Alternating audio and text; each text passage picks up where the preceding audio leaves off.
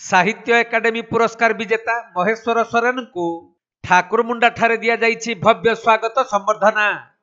तेबे केंद्र साहित्य एकाडेमी तरफ 17 तारिख दिन भारतर 21 भाषा लेखकों को साहित्य एकाडेमी पुरस्कार रे सम्मानित पई नाम घोषणा करे जाइछि।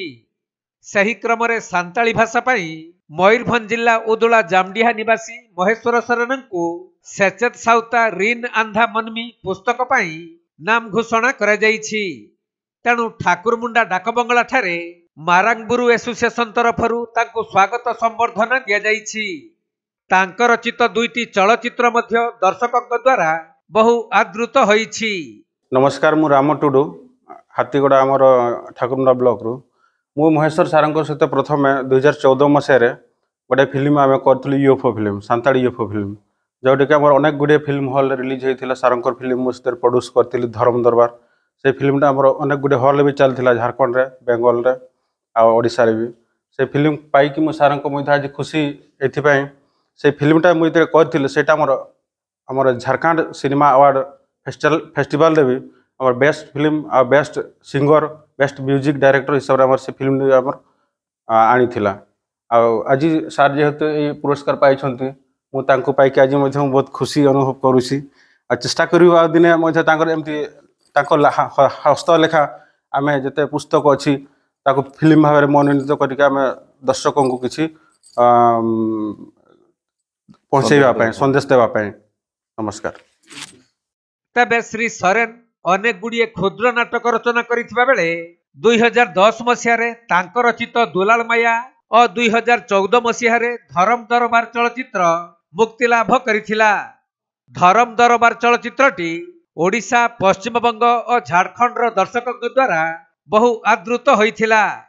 एपरिकी धरम दरबार चलचित्रटी 2014 मसीह जामशेदपुर ठारे झारखंड सिने अवार्ड रे सम्मानित मध्य होइथिला।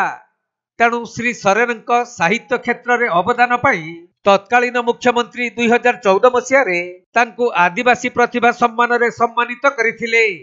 सेपटे साहित्यिक महेश्वर सोरेन पेशारे जने फार्मासी ऑफिसर। वर्तमान से कटक जिल्लार जगन्नाथपुर गोष्ठी स्वास्थ्य केन्द्र रे कार्यरत अछंती।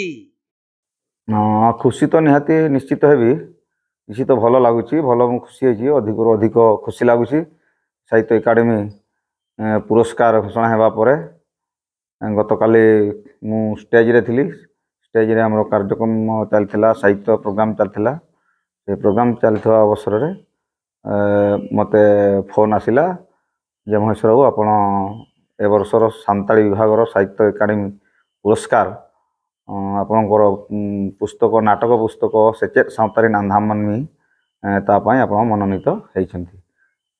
शुणी बहुत खुशी हेली एवं से समय आम ऑडियंस जो दर्शक मध्य थिले तांको गहल रे स्टेज रे थाई कि प्रोग्राम चलथिबा अवस्था रे साहित्य चर्चा करुवा समय रे संवाद जो मु सुनिली से सब बेसी खुशी हेली तत्संग संगे अन्य मानक ए संवाद मध्य बांटिली। या पूर्व कौन सब पुस्तक थिला केते पुस्तक आपन पर छपाई? हां, या पूर्व मु नाटक लिखिथिली।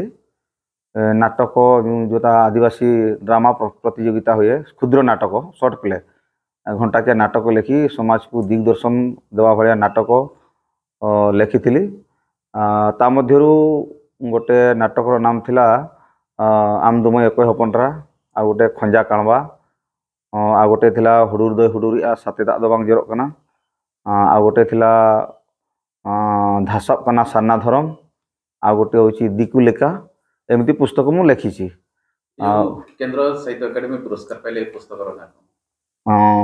से पुस्तक तो केंद्र साहित्य एकाडेमी तरफ जो पुरस्कार पाइबी से पुस्तकटीर ना सेचेत सांताली नांधामनमी तार हूँ शिक्षित समाजर अंध मानव माने आखि थाई अंध हेबा जे शिक्षित होगी भूल काम करिया एटा को बेस कर लिखाई। आपनकर किछि लेखा फिल्म मध्ये होइछि नाम लागै? हाँ, मो लेखा फिल्म गोपाल माझी प्रोड्यूसर थिले आ गोविंद मारंडी डायरेक्टर थिले। फिल्म रो ना थिला प्रथम वीडियो फिल्म दुलाल माया आ द्वितीय थर जो वीडियो ना यूएफओ फिल्म ओडिशा रो प्रथम यूएफओ फिल्म आमे करथिलु। एथिरे प्रोड्यूसर आमर रामचंद्र टुडू थिले तथा पूर्णिमा राणी टुडू और डायरेक्टर से गोविंद माझी थिले गोविंद मार्डी से फिल्म ना है धरम दरबार। या पूर्व को अनुष्ठान पुरस्कार पाइथिले आ पूर्व यात्रा लेखा यात्रा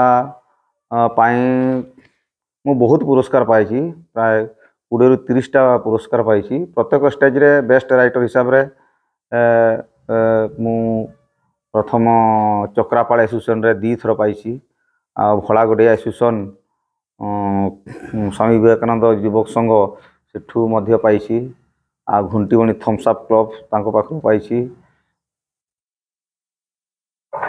पाई तत्संगे संगे आमर मुख्यमंत्री पूर्वतन मुख्यमंत्री नवीन पट्टनायक पाखु जोटा आदिवासी भाषा और साहित्य एकाडेमी तरफ आदिवासी प्रतिभा सम्मान पाई आदिवासी सावता फुरगाल सेम्बलेट जोबुना तांको पाखु श्याम सुंदर हेम्ब्रम पुरस्कार पाई स्पेशल काउंसिल डेवलपमेंट मयूरभंज तरफ बेस्ट राइटर अवार्ड 2018 ताको मध्य पाई आमर सांताली लिटरेचर डेवलपमेंट सोसाइटी शरद तरफ मते सावता एपिल उपाधि दिखाई सेंट्रल कमिटी तरफ पंडित रघुनाथ मुर्मू अवार्ड मध्य पाई। मयूरभंज जिला करंजियारू सचिदानंद पलईଙ୍କ रिपोर्ट कोणार्क लाइव।